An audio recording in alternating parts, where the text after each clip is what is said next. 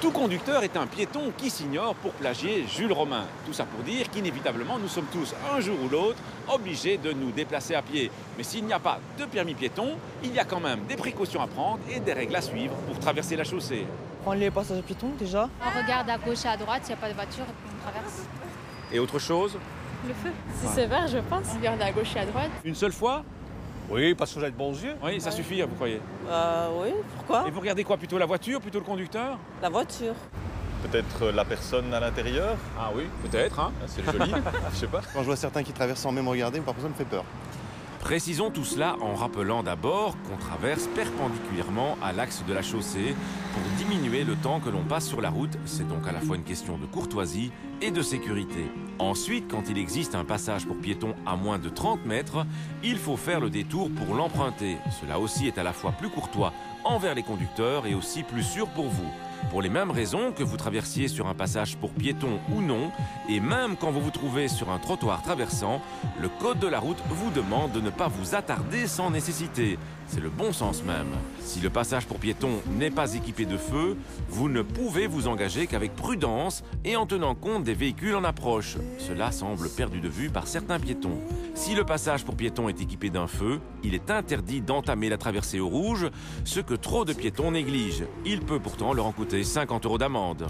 Côté précaution, n'oubliez jamais qu'il est important d'essayer d'avoir un contact visuel avec les conducteurs en approche. Même si vous bénéficiez de la priorité de passage, c'est le meilleur moyen de vous assurer que vous avez été aperçu par les conducteurs.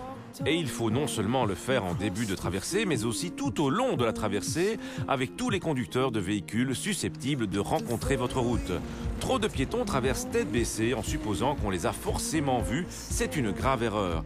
Et vous risquez d'être d'autant moins aperçu dans certaines conditions particulières, par exemple de nuit ou en début et en fin de journée, en cas de précipitation, quand le soleil est bas sur l'horizon ou encore quand les vitres des voitures sont couvertes de givre ou de buée.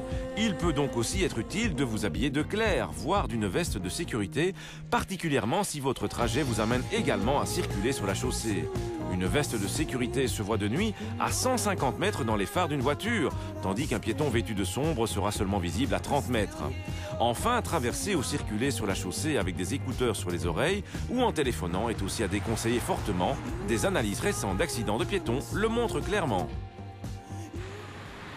Le piéton en tant qu'usager faible doit être pris en compte par les conducteurs, c'est évident. Mais il devrait être tout aussi évident pour les piétons eux-mêmes que le respect des règles, ainsi qu'un peu de bon sens et d'attention pourra les préserver des dangers qui les guettent lorsqu'ils circulent sur la chaussée ou doivent la traverser. À la question de la semaine dernière, il fallait répondre que l'amende minimale pour l'alcool au volant est de 150 €. À gagner cette semaine, une DockStation pour iPod. La question, quand un piéton marche sur la chaussée dans une zone résidentielle, un automobiliste a la priorité sur le piéton, ne peut le gêner ni le mettre en danger, ou ne peut le gêner ni le mettre en danger et doit au besoin s'arrêter. Soit vous téléphonez au 0905 56 493, soit vous envoyez un SMS au 60 20 en tapant contact 1, 2 ou 3.